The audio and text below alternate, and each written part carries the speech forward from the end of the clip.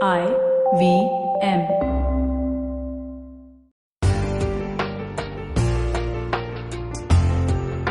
Hi and welcome to Know Your Kanoon. This is Amber from Aimrana Ventures and welcome to our episode today. So I'm dedicating this episode specifically to the Independence Day because this is the Independence Day week. And, we've all been talking about our rights, constitutional existence, our freedoms, and so forth, so on. So the idea for today's episode is to talk about the historical background of our constitution. It's not going to be very heavy on law. And then on the second part, I'm going to talk about parking in India and some of the driving laws in India, because most of us feel that they're enshrined to do what they can as part of their freedom on the roads.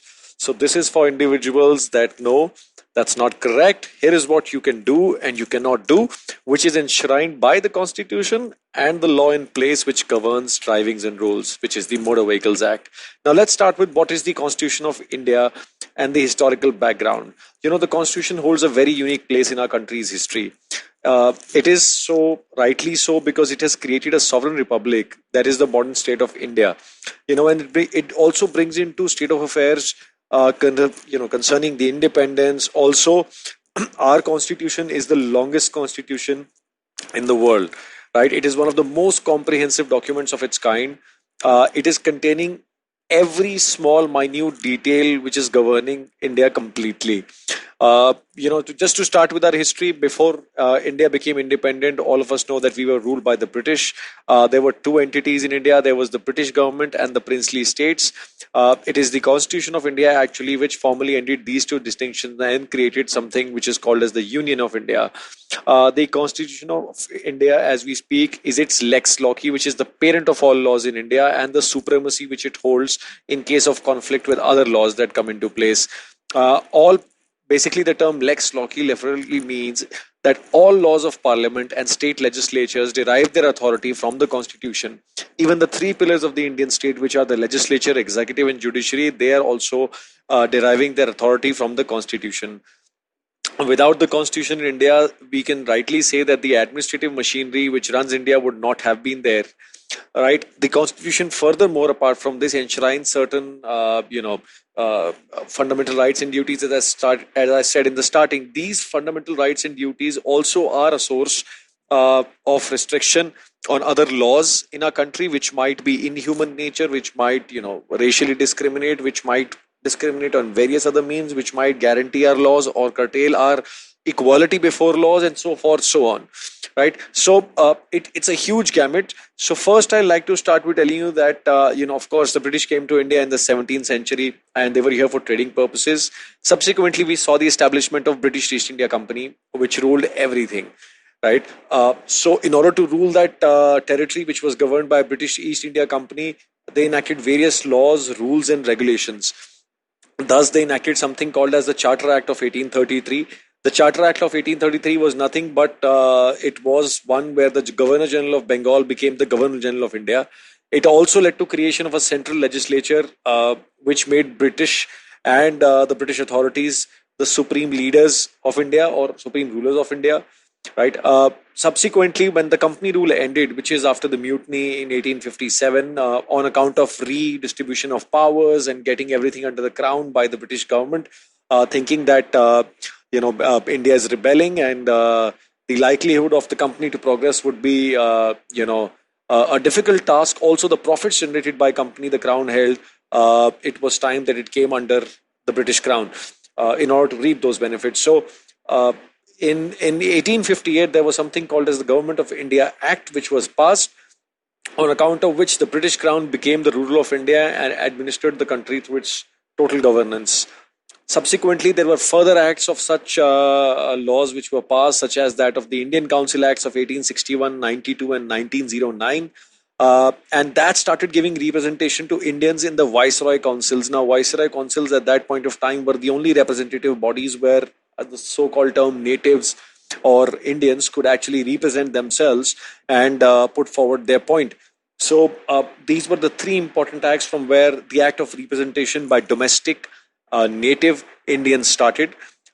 They also restored through these acts the legislative powers back to some of the provinces, which effectively means is that since India was a combination of princely states and also of the British Empire. These acts, the Council Acts that I spoke about, they gave some powers back to these provinces in order to create an autonomy. Thus, decentralization of powers between the center and the provinces, the concept that we state that India has states and then there is center, started with the passing of these council acts back in 1861, 1892, and 1909. As we progress further, since I'm talking only about what the Constitution of India is, just to give you a brief historical background, in the subsequent episodes, we'll be covering the fundamental freedoms, duties, rights, etc., in detail, just to enunciate what our Constitution is all about. Right. Coming forward after the Indian Councils Act, there was the Government of India Act in 1919. According to this act, the Government of India Act 1919, the legislative councils came into existence in all the provinces of the government. Prior to this, it was only in selective councils where presidencies were present. After that, after this, it came into picture in all of the provinces. Also, apart from the presidencies which existed during the British East India Company time, there were certain sects in provinces where the government was scared that they might just get infuriated if they're not represented. So they allowed these councils to exist, but also where they knew that they can have some degree of control on these sects. So not all states were given equal status in terms of representation, and of course it was not states back then, it was provinces. Thus all of these provinces, as I speak, did not have the same representation as some of them did, which were in favor of the British government. Thus British government adopted something which is called as a bicameral structure with separate central and provincial governments. So, India's, as we speak, India's legislature government is bicameral, which is, there is, if I would state like Canada and in UK, as they have House of Commons, Lords, and, there is Senates. So here in India, it is quite different. We have Parliament at the center level, where we have Rajya Sabha, Lok Sabha, and then, of course, the state legislature, where we have Vidhan Sabha and so forth, so on. Right? So they adopted this function. Also, it was during this Government of India Act 1919 that certain amount of Indians, or I would say Indians, were allowed to adopt or elect their representatives to some extent in direct elections. Right. So it is this Government of India Act 1919 is really important because it gave us the bicameral system of government, but it also added elections as part of our system of election of leaders and individuals. Then the most important piece of legislation after this was the Government of India Act 1935. The Government of India Act 1935 is in fact one of the most important events in the history of the Constitution. Firstly, it led to what is called as the division of powers of governments, which is wherever there is governance by a government, or let's say by the Constitution, there is something called as division of powers between the government.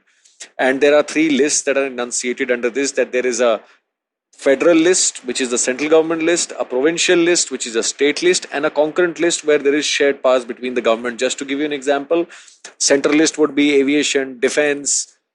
I'm just sharing very blatant examples: aviation, defense, matters of national economic importance, and so forth, so on. These matters fall within the central government powers hands. Then comes the state government, where state irrigation, state electricity, state roads, state infrastructure, so forth, so on, other such matters come into the state perspective, or labor laws for that matter of fact, at central and state level.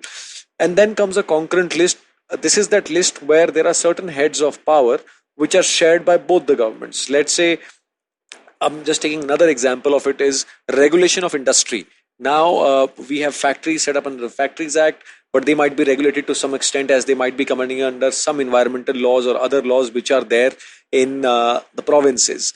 Right. Similarly, I would say with respects to health, the province might have its own, health-related standards or laws to that, and so forth, so on. The center also might have the same. So areas where common sharing of powers is concerned, that is the concurrent list. Also, what did the Government of India Act do? Apart from this, is that it granted the so-called autonomy or self-governance to the provinces. It led to an establishment of so-called federal court, which we now call Supreme Court, and also it gave these provinces to represent themselves into these bicameral legislatures, or before the crown, whenever there was a darbar which was held in Delhi and official parliament was functioning. Then came the Indian Independence Act of 1947. Of course, this is the one which established the central and the provincial levels of government. It laid down the foundation of the Constituent Assembly. Now, what is the Constituent Assembly? Members of the provisional assemblies who are indirectly elected as members of the Constituent Assembly. This assembly is also known as the first parliament, or which served as the first parliament of independent India, and it was met on 9 December 1946. It happened in the capital, which is Delhi.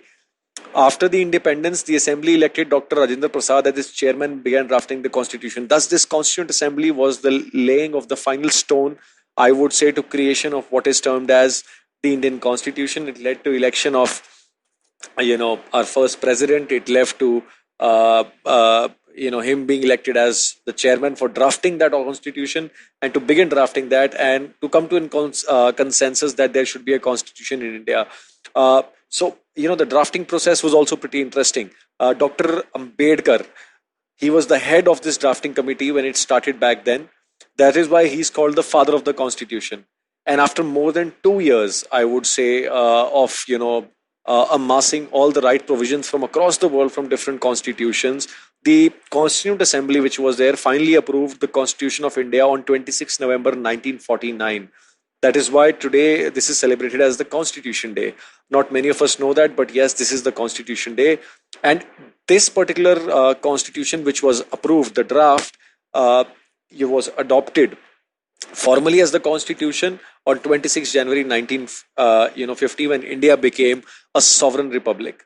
That is why we celebrate 26 January as India's Republic Day. So forth, so on. Pretty simple. I have taken you through some of the steps in history of the Constitution. Subsequently, in our coming episodes, we'll be talking about the different forms, powers, rights, etc., which are enshrined and provided to our people and to us as Indians in the Constitution. Now I'll come to the second part. Now this episode today is all about knowing the history and the background. So I have not spoken about law so much, but I'm going to come and talk about each of these heads specifically in the coming episodes. Coming next to the most important part, which is about what does the Motor Vehicle Acts comprise of, and the freedom of Indians to drive on roads, which not only causes a huge problem for all of us, because we as Indians have taken freedom in the liberal way to the extent that we see so many of accidents happening in India, right? So knowing that this is an Independence Day week, and we have the right to drive on roads and freedom to do as we want, so much so that we also owe the duty to care. And specifically with India, I would like to say that we have the highest rate of deaths due to accidents in the country, because we are taking this liberty of freedom of driving too not cautiously, but too frivolously. Here are some of the laws that you probably did not know. And I'm going to talk about these generic laws which are applicable everywhere in India. So let's start with when someone gets blocked at a parking lot. Now, this is some of the most common and most irritating aspects of the Indian community that we see, that we tend to, and I myself do that, so I do not deny it, that we do block someone when we are parking, right? So if the exit of your vehicle is blocked by another vehicle parked in front of you at a parking lot, you can call the cops on the owner or driver of the vehicle, who would have to pay a fine for blocking your way. So instead of writing names with stones on the vehicle, instead of drawing drawings, instead of making it an offense by yourself by injuring or damaging that property or causing discomfort to someone else, you can always call the cops, and it is your right to actually get the traffic fine levied on this gentleman, right? Now there is something called as a non-functional horn, right? A driver can be slapped with a fine for driving a vehicle with a non-functional horn. Horns are used to warn other commuters on the road and is expected to be functional. The non-compliance of this law attracts a fine. Well, all of us, I don't think in India we have non-functional horns of that level, because all of us are very happy of blowing horns. To the contrary, this is for those gentlemen who do not have horns on their vehicles, that finally do that, or else you will try and end up getting into an accident and you can be fined for these violations. Now let me come to certain city-based laws which are very rare, pertaining to traffic and so forth, so on. Right? First and foremost is first aid. In the states of West Bengal and I would say Tamil Nadu, there are two cities, which is Kolkata and Chennai. So if a driver fails to provide first aid to his or her injured passenger after the vehicle meets with an accident, he or she might have to pay a fine or serve a period of 3 months in jail. Now, this is pretty interesting. This was before the Motor Vehicles Act, right? After Motor Vehicles Act, of course, it said that, that in case if something of this sorts happen and you cause damage, you are more than let go of the penalty of not helping out, and the police would not question you in case if you get the individual to the hospital. This law is actually on these terms, which I'm talking about, that you owe a duty of care towards your passengers. So, guys, keep this in mind. I'm going to talk about smoking inside of car. uh, all of us, and I'm not a smoker though, but all of us and most of us love to smoke inside our cars. Let me tell you, in New Zealand, Australia, and some parts of Britain, if I'm not wrong, it's not allowed to smoke inside your car. If you have a baby, if you have other passengers who are likely to get health problems due to such smoking, it's only in India. And to an extent, let me tell you, in Delhi NCR, smoking inside a car is a violation of law. If somebody is found guilty of smoking inside a car, she might have to pay a fine. And this is being enforced very severely in the capital. So I would urge one and all that stop smoking inside your car. It's not good for your health. Also, it obstructs your vision and can cause you an accident. Parking in front of public utility buildings or service spots. Now, this is another important aspect. All of us do it. So I'm going to come to the city of Kolkata, because when the British left, they left pretty amazing laws, which now the Motor Vehicles Act has provided for all of us. But back then, they had the right sense of stopping all of these, uh, you know, uh, discretions that we were doing. Right. So this is in Kolkata again. It's a city-based law. It says parking a vehicle in front of a public utility building or service spots like bus stop is a violation of the law and might attract a fine. You see, the origin was in Kolkata, of course, being Bengal presidency, and bus was, of course, not there back then. But with time's evolution, until 1913 and 1930s, they came up with such laws because trams were functioning in there, and so were the buses. Here now, I feel all across India, especially in Delhi, it is a fine to park in a bus stop. But specifically, if you look at this, Kolkata has this expressly written, uh, and it mentions that if you park in a bus stop, you're liable to fine. Borrowing a car, the most common aspect that all of us do, that if we have a driving license, we borrow a car and drive it, right? So can there be a law in relation to this? Well, Chennai, for that matter of fact, has a law to that effect. It says that in Chennai, if you're borrowing somebody's car, it should be duly informed to that person. Failing to abide by the rule, you might be slapped with a hefty fine or a 3-month jail term. This is borrowed again from the common law principles which the British law had back in the day and has today. So states of Canada, Canada, Australia, New Zealand, all of these Commonwealth countries who follow common law have this principle that if you borrow somebody's car, that individual must be informed that you've borrowed it. In case if you meet with an accident, if he says that you do not know you borrowed it, you're going to land up in trouble. Right? Interesting piece of law. Again, Chennai again, because it was a presidency, a lot of laws were enacted back then. I'm talking from that historical aspect that some of these laws find their advent or their depiction back to the presidency days, when mobilization, locomotives, etc., were being created by the British and were being brought to India for modernization purposes. And these were the guidelines which were laid down. I'm not talking that specifically this law originated back in the presidency days, but in all of these cities that we speak, traffic laws were much more detailed than the rest of India. Installing a video device. We see so many times that on our dashboards there are video devices everywhere, right? While we are driving around, and sometimes I've seen people in Mumbai, in Bangalore, in Pune, etc., watching televisions while driving cars right in front of them. Well, it is a punishable offense to install a TV or any other video device on the car's dashboard, and specifically in Mumbai. And in violation of this rule can actually attract a fine. So I would still recommend and suggest that don't put up these. I see a lot of Ola and Uber guys, they keep watching this while driving, and technically it's a phone, but what would fall within this, I'm not sure, but installing a video device is definitely prohibited and is injurious to your health, and it would lead you to drive happily on the road and not cause you a lot of stress. Again, idling of the car. You see a lot of, when this drive started in India, of saving fuel, of protecting people from pollution, etc., and so forth. You see signboards written everywhere: do not leave your car idle, switch it off.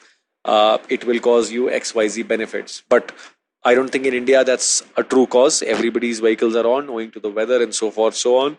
But there's a specific city, the city of Mumbai, where if you leave your car's ignition on while it's idling, it's a violation of law.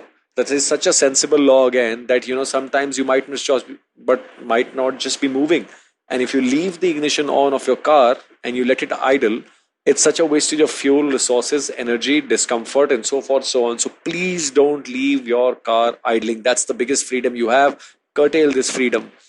Right now, I'm going to talk about certain myths that we have in our country, and these myths are pretty interesting. That we don't actually follow them, and some of us feel it's our right to do the opposite of what these myths are. So, I'm going to talk about what these myths are. First and foremost, there is no need to follow the traffic lights past 10 p.m. Now, this is so common, and I've seen it so many times. It says that many, and to read it out and to tell you, uh, many of times, all of us who are there on the road, you know, we see that accidents do happen at night due to disobedience of traffic lights, right? But we say that, after 10 p.m., there is nothing on the road that can stop me because the lights are blinking, right? And there is no need to obey such laws. Well, there might be certain traffic signals which are turned off at night as the traffic goes down, and some might be fully or partially operational with blinking red or yellow lights. What these blinking lights mean, and this I got to know recently in the court, is that if the lights are functional, it should be obeyed. If the signals are partially blinking, the red or yellow lights, you need to understand the implication. A blinking red light means stop, look, and proceed. The blinking yellow light, on the other hand, is to slow you down and so that you can look and proceed. So, right, if you see, if a light which is red in color that is blinking, it requests you to stop and see. And whereas the yellow one asks you to go slow, we just keep going through these lights saying the lights are shut. We have the right to go through. Trust me, there have been certain court cases where it's been upheld that what was the problem and you were not awarded damages and you caused your life to be in danger and someone else's as well. So please be safe. Please be mindful of this, that 10 p.m. blinking lights does not mean you drive like you own the road. That's not the freedom we are looking for. Myth number two, and that's a pretty simple one. It is not an offense to reverse a vehicle on a one-way road. So many times I see that once individuals enter those one-way roads, they tend to reverse their vehicles in there, thinking that the road is shut, we can do all the more. And I've done it as a teenager. All of us Indians do that all the time. Well, here's my take on that. Uh, it is one of the biggest misconceptions that you have, that Indian commuters, as I say, feel that they can reverse their vehicles, because it is not at all lawful to do so. Uh, why it has been designated as a one-way road is for the direction of the traffic to flow and not the direction the which the vehicle is facing. So if you're facing towards the traffic, you're not allowed to reverse it.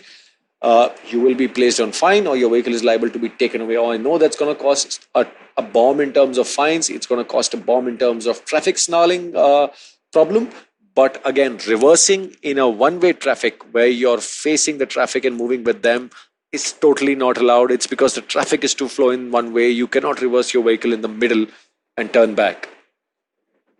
The third most common myth I've seen in Pune and Mumbai, and I now see it in Delhi and Bangalore as well, is parking anywhere uh, where it is fine to do so, where there's no parking board which is mentioned or no parking sign which is mentioned. Now, this is so utterly disregarding for the traffic. And of course, it's one of our freedoms as we speak of parking, but it does not entail us to break the law, right? So it's a very common practice in India. People often tend to park their vehicles anywhere as long as no parking board is not put. But there are certain exceptions to this. One cannot park their vehicle in front of a hospital or a school. School entrance and exit both you cannot park in front of. Bus stops you cannot park in front of. Main roads near traffic signals you can't park. You can't park on zebra crossings. You also cannot park at certain municipal areas where you might feel there's not a board. Of course, yes, being off a board entitles you to have the right to know that you're not allowed, but then you're also expected to know of certain laws when you approach the court, right?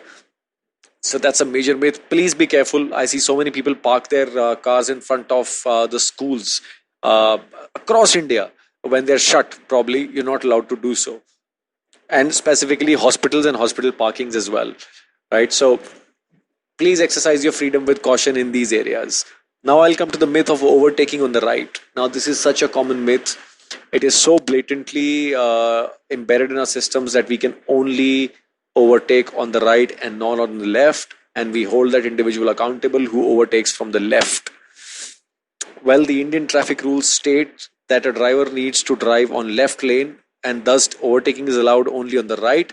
However, it is not applicable in all scenarios. If a car in the front is taking a right turn and has turned the right blinker on, the car at the back is permitted to overtake from the left, provided there is ample room to do so. So, guys, all those individuals who are turning right, you are allowed to go left. You're not breaking any law. Give your indicator, take over from the left. It's not a violation if this is the scenario. On highways, please don't try this. Don't do this. It's not Need for Speed. It's not a game. It's not Fast and Furious. It's your life. Exercise is freedom. Freedom weekend. Very cautiously. You're independent. You're adults, but be sensible on road. Another myth and major constitutional problem which I have seen with people is, it is okay to drive even after drinking if the driver has had food in large quantities after drinking. Now, it's not a law basically, right? But I'm going to convert it into the law which talks about. So, if you've had your drinks, I've had so many people who say that I've had a lot of salt water, I've had a lot of lemon water, I've had a lot of coffee, and now I'm sober and I'm ready to drive. No, you're not. I'll tell you how this works. Eating food along with your alcoholic drink or after you drink does not reduce the alcohol absorption, but the absorption is somewhere around 10% to 20%. The blood alcohol concentration or blood alcohol content, which is known as BAC, should not be more than 0.03%. And that is 30 mg for every 100 ml of blood. That is the legal limit. But if an average side adult has had two or more drinks, he or she is highly likely to be well past the prescribed BAC limit. And here we have people who drink bottles and bottles of beer or whatever beverage it is, and then eat gobs and tons of food, and then they say they are fit to drive because now they're more sane. The absorption is hardly minimal. Yes, it might just give you a sense of security that you are safe, but on roads it is not. The blood level of alcohol in your body content or in the blood alcohol content in your body or in your blood will signify whether you're fit to drive or not. So eating after drinking does not justify your driving on the road, right? I'll come to another myth, the most common and the famous one in India, that using hands-free device to attend phone calls is safe and not a violation of law. Now, this is so true that, I don't know, and most of you, I mean, if you've traveled overseas, you would have seen across the globe, it is the law. You cannot even touch your cell phone while you're driving, except for maybe Bluetooth in once in a while situation, right? But you cannot touch your cell phone to put it on hands-free or pick your phone or keep it in one side or keep fiddling with it while you're driving. Same is the scenario here in India. Here we see people watching television on phones while driving, constantly cutting, touching their phones, picking up calls, going forward with fiddling with phones, texting. The Indian traffic rules clearly designates the usage of mobile phones while driving as violation of law. The usage of cell phones while driving is bound to make the driver distracted, of course, and increase the chance of an accident. In fact, talking over the phone causes more distraction as I talk than listening to music on the car stereo system. Many drivers, for that matter of fact, have this mindset that using a headset to talk over the phone is fine. But in reality, using a headset can block the external noises like horns and other vehicles that is detrimental in all possible ways. This traffic rule applies to India, so forth, so on. It does not mean that if you have a headset or an earphone on, you can wear them, drive, attend a call, and cause an accident. I've seen so many people in my ex-office and so forth that they are so hell-bent on taking their calls from the boss that they are driving, they cannot hear anything, but they are talking on these phones. A common scenario for corporate slaves in the morning, and a common scenario for office slaves in any form, business slaves, student slaves. I'm using the term slaves because it's Independence Week, and this law, would take it as a encompassing of reducing our freedom to talk. Your freedom to speech is not impaired here. You're full and free to talk as you would wish. Not only the time when you're driving, maybe when you're a passenger, and for that, get a driver. If you cannot get a driver, use a public transport. If you cannot do that, well, that call can wait for next 20 or 40 minutes. Try to use as much precaution as possible. With this, I end the Independence Day segment. You can check out these myths online. They're listed everywhere. You can check out the Motor Vehicle Act. They'll also talk about the same. I've just given you a gist of these because if I go into sections, it would take much longer. But coming into our next week of episodes, we'll be talking about the Constitution after breaking it down. And happy Independence to you, Day to you guys. Jai Hind. Enjoy your freedom. But freedom on road can cost you your life. So please be cautious and don't disobey these myths, and do away with them and obey them in a way that everybody is peaceful and happy, and your freedom to drive is not curtailed. Thank you so much.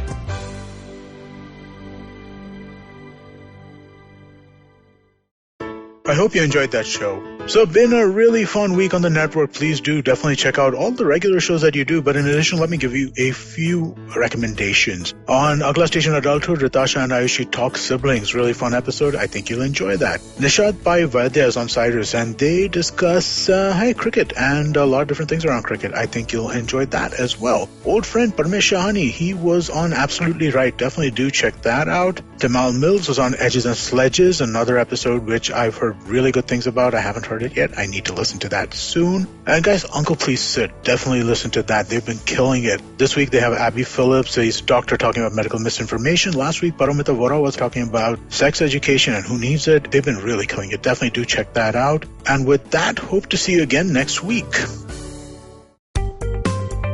Hi, my name is Anupam Gupta. I'm B50 on Twitter. I am the host of Paisa Vaisa, the show that talks money. On my show, I speak to experts from every field of money and finance, from stock markets, equities, debt funds, credit cards, life insurance, every possible area of money and finance that you can think of. We even did an episode on cryptocurrency. I've got fantastic guests from mutual funds to personal finance experts everywhere. Robo-advisory, startups, just name it, we've got it. At Paisa Vaisa, we help you make smart decisions about money. You work hard for money. Now make your money work hard for you. New episodes out every Monday, and you can listen to my show on the IVM Podcast app or any other podcasting app that you have.